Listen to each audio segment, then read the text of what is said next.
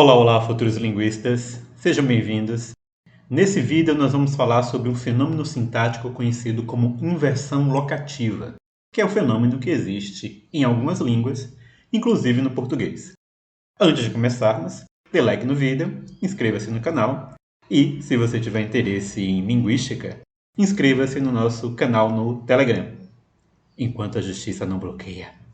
Então, o que é inversão locativa? Geralmente, quando falamos de inversão em sintaxe, estamos falando especificamente de inversão entre o verbo e o sujeito, entre a posição do verbo e a posição do sujeito, de modo que o verbo vem antes do sujeito. Na inversão locativa, o que acontece é que a sentença fica com essa ordem: primeiro um elemento locativo, depois um verbo e, na posição pós-verbal, o sujeito. E a ideia é que essa inversão é causada, ou pelo menos é possibilitada, pela existência do locativo.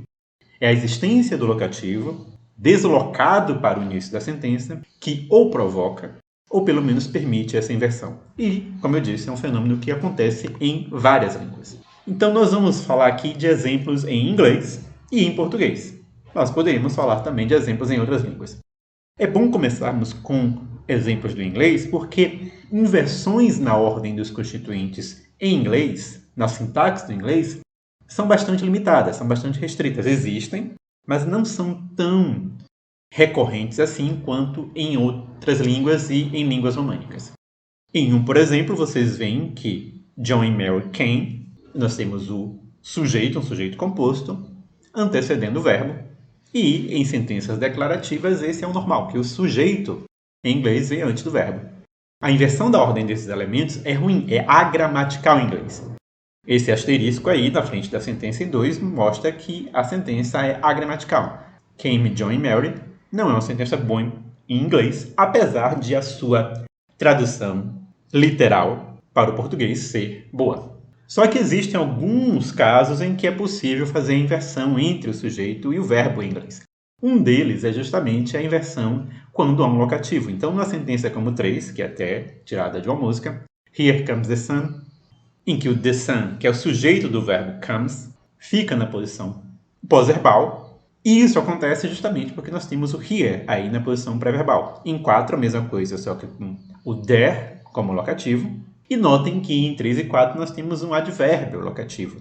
Em 5, a mesma coisa acontece. A sentença significa alguma coisa como uma lâmpada está no canto, ou estava no canto. Só que aí aparece na ordem in the corner, no canto, estava a lâmpada.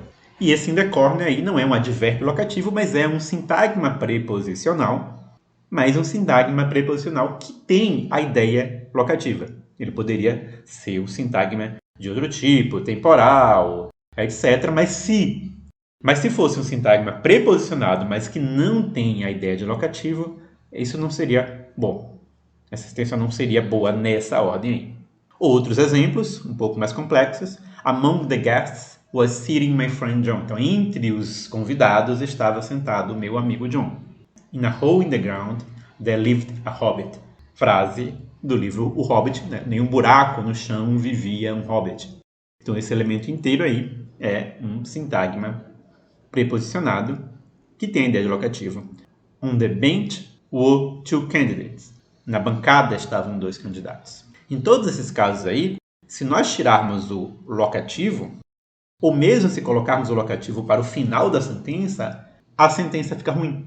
A ordem verbo e depois sujeito não é boa se o locativo estiver em outra posição que não seja imediatamente antes do elemento verbal. Então, como uma possível explicação sintática para esse fenômeno, nós temos primeiro que descrever qual é o requisito para que ele aconteça. Primeiro, o locativo deve estar imediatamente antes do verbo, como eu disse, mas há um requisito adicional, que é que o sujeito que vai ficar na posição pós-verbal deve ser paciente. Não deve ser agente, não deve ser um elemento agentivo.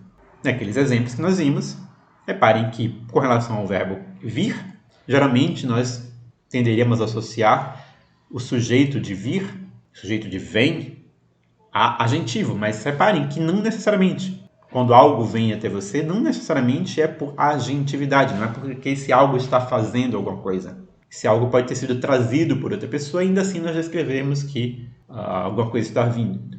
O inverno está vindo. O inverno não é o agente do ato de vir. Ele está sendo um paciente nesse caso. Então, a hipótese sintática, em teoria sintática, para explicar o que acontece na inversão locativa, é que o elemento locativo é colocado na posição sintática do sujeito. Ele passa a exercer a função sintática do sujeito, apesar de ele não ser um sintagma nominal, ele ser um sintagma adverbial ou preposicional. A ideia é que as línguas humanas permitem, de modo limitado, de modo restrito, que um elemento que não é um sintagma nominal, excepcionalmente, ocupe a posição sintática e a função sintática do sujeito. Por exemplo, no caso de locativos. Como a posição sintática do sujeito da sentença está ocupada, o outro elemento que nós geralmente consideramos como sujeito semântico, mas que na verdade é um paciente, permanece na posição em que ele é de fato gerado, que é uma posição de paciente, uma posição referente a objeto direto, como se ele fosse um objeto direto, porque ele é o paciente, ou seja, ele era de fato o objeto direto, que na ausência de um sujeito é promovido a sujeito, mas se há um locativo aí para ocupar essa posição, esse elemento, esse sintagma nominal, não vai para esse lugar. Então, nós poderíamos fazer uma representação sintática como essa que está na tela. Então, uma representação sintática seguindo o modelo estruturalista, em que vocês têm uma sentença se reescreve em SN e SV, e dentro do SV há um verbo e outro SN. Mas nesse caso aí, a sentença está se reescrevendo, ela está sendo constituída não por um SN e um SV, mas por um S-prep, locativo, ou por um SADV, locativo. Esse sintagma preposicionado ou sintagma adverbial locativo é que está na posição de sujeito. E o elemento que nós chamamos de sujeito semântico, na verdade, continua na posição de objeto direto. Para quem está acompanhando a nossa playlist sobre teoria X-barra da gramática gerativa, a representação seria mais ou menos essa que está aí na tela, em que nós temos um IP que tem como núcleo o tempo verbal, a flexão temporal, e esse IP toma um VP como complemento. Dentro do VP nós vamos ter o sintagma nominal na posição de complemento, de objeto direto, e nós vamos ter, na verdade, o sintagma locativo, seja um PP ou um ADVP, na posição de especificador do IP. E é claro, é possível, é provável que esse locativo tenha sido movido de outra posição, ele tenha saído de uma posição de adjunto do VP, porque ele é um adjunto adverbial de local, e sido movido para essa posição de sujeito sentencial, de especificador da flexão de tempo. Mas mesmo que você não tenha uma formação, um treino na teoria X-barra, você consegue entender essa ideia de que o locativo é que está permitindo a inversão e é como se ele tomasse o lugar, tomasse a cadeira do sujeito, e por isso aquele sintagma nominal que deveria ser o sujeito acaba ocupando uma posição pós-verbal. Vamos para alguns exemplos do português também. Então, em português também existe esse fenômeno da inversão locativa, apesar de o português ser uma língua que permite mais facilmente a inversão, ou seja, há vários casos no português em que nós podemos colocar o sujeito depois do verbo, mas isso não é motivado por um elemento locativo, mas ao mesmo tempo nós também temos o fenômeno da inversão que é causada por um elemento locativo. Então, em 9 aí nós temos lá vem ele, lá vamos nós outra vez, e notem que essas sentenças não ficam muito boas se você tirar o lá. Vem ele, vamos nós outra vez, não são boas sentenças, elas precisam de um lá aí, precisam desse locativo aí para soarem como sentenças boas em português. Da mesma forma, em 10, mora muita gente não é uma sentença muito boa, mas aqui mora muita gente é uma boa sentença. Em 11, junto da praia apareceu o corpo de uma pessoa, nós vamos ter aí no locativo um elemento que pode ser considerado como sintagma preposicional ou sintagma adverbial.